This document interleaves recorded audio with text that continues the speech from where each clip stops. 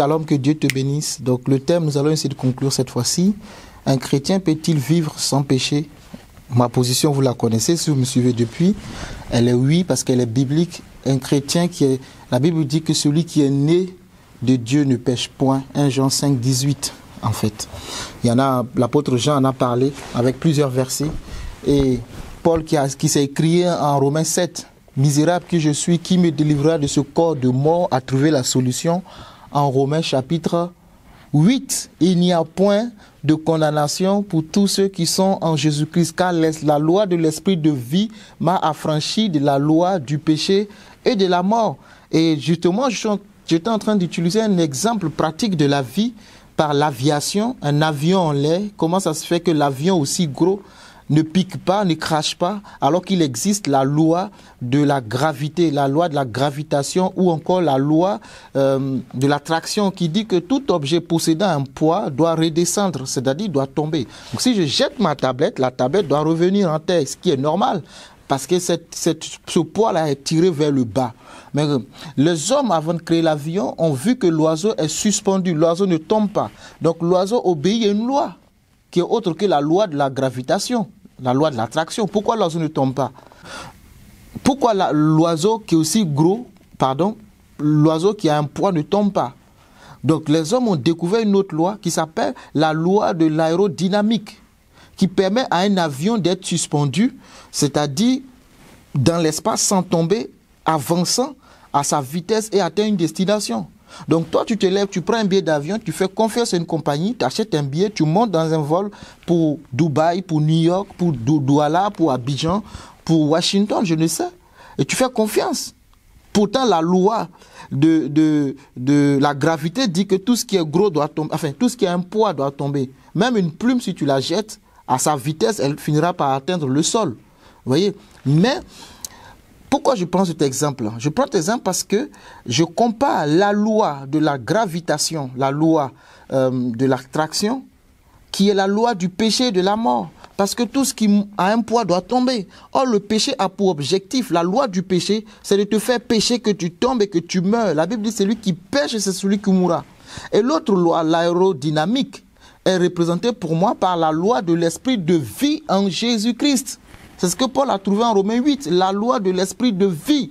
Amen. Donc quand tu vis par Jésus-Christ, il y a une autre loi qui s'active. Tu marches par le Saint-Esprit et cette loi-là, elle vient en fait, quand la loi de la gravité, de la gravitation te dit de plonger, le péché, la loi de l'esprit de vie vient en fait te soutenir. L'esprit de vie, le Saint-Esprit te permet d'être équilibré. Donc tu avances sans toutefois piquer, c'est-à-dire cracher. Et donc ta vie est une vie réussie par le Saint-Esprit. Tu vis sans péché, tu vis sans faire les choses contraires au Saint-Esprit. Galates 5.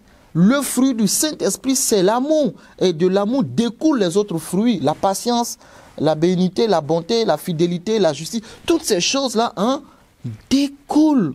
Donc, l'oiseau ne vole parce qu'il y a une autre loi. L'avion vole parce qu'il y a une autre loi. Cette loi-là, c'est la loi de l'aérodynamique. Donc les réacteurs, le gros moteur, permettent à l'avion d'être stable dans l'espace et d'avancer. Donc un chrétien, c'est une personne qui est stable et qui avance par le Saint-Esprit. Si tu enlèves le Saint-Esprit, si tu arrêtes de regarder à la loi de l'esprit de vie, tu vas tomber, tu vas pécher automatique. Donc tu seras une personne qui vit selon la chair. Tu ne vis pas selon l'esprit. Alors que si tu vis selon l'esprit, tu regardes la loi qui te permet d'être maintenu, la loi de l'esprit de vie.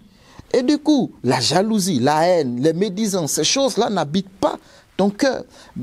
Et même Paul qui a trouvé en Romains 6 la solution de se regarder mort, a fini par comprendre, c'est vrai qu'il faut se regarder mort en Christ, mais c'est vrai et c'est encore mieux qu'il faut regarder à la loi de l'esprit de vie en Jésus-Christ. C'est alors que tu vas vivre une vie sans péché. Donc le chrétien peut vivre sa vie sans péché si celui-ci vit par le Saint-Esprit. Maintenant, l'avion qui vole, il arrive qu'il pique.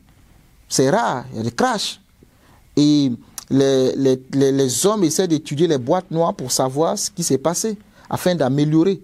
Donc il peut arriver que tu tombes parce que tu as enlevé tes yeux de Christ. mais tu ne restes pas au sol. Est-ce que la compagnie arrête d'exister? Non, elle continue de voler en améliorant justement ses avions. Donc tu essaies d'améliorer. Et cette amélioration, ce n'est pas dans ton esprit. Parce que ton esprit a été affranchi. C'est dans ton âme. Parce que le péché, toutes ces choses-là, c'est dans ton âme. Et c'est ton vieil homme qu'il faut envoyer à la croix. Si ton vieil homme n'est pas allé à la croix, tu ne peux pas vivre la loi de l'esprit de vie. Impossible. La Bible dit qu'il faut se regarder comme mort en Jésus. La Bible dit que nous avons été crucifiés. Nous avons été baptisés. Vous voyez, toutes ces choses-là, il y a notre part de responsabilité. Amen. Nous devons nous regarder, nous considérer comme mort à ces choses-là. Et la loi de l'esprit de vie va nous aider à planer, à voler, à prendre notre envol et atteindre le royaume de Dieu. Alléluia. Et je prie pour toi, et vraiment je m'arrête là, que le Seigneur Jésus-Christ te donne la force par son esprit de ne pas rester dans le péché. Tu as la capacité. Tous ceux qui sont nés de Dieu ont cette capacité-là de vivre sans péché. Amen. Et celui aujourd'hui, ça c'est moi qui le dis, que ça n'engage que moi.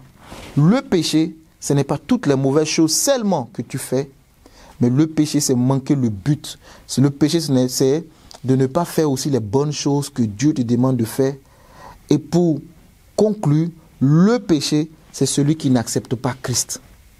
Si tu n'as pas Jésus-Christ dans ta vie, tout ce que tu feras, bonne ou mauvaise, ne feront rien à ta vie en fait. Tu mourras et tu n'auras pas part avec Christ. Donc je t'encourage vivement à accepter Jésus-Christ. Amen. Si tu n'as pas Jésus-Christ, tu n'as pas la vie. Même si tu veux distribuer tous les biens que tu as aux hommes, tu n'as pas la vie. Je parle de la vie après la mort. Jésus-Christ te dira, je ne te connais pas. Parce que Jésus-Christ, Dieu reconnaîtra ses fils à partir du Saint-Esprit. Romains chapitre 8 dit que tous ceux qui sont conduits par le Saint-Esprit sont fils de Dieu. Donc fais le bon choix, accepte-le pour la vie éternelle. Que Dieu te bénisse, demeure comblé, demeure enrichi au nom de Christ Jésus. Amen. À bientôt pour de nouveaux thèmes par la grâce de Dieu. Shalom chez toi.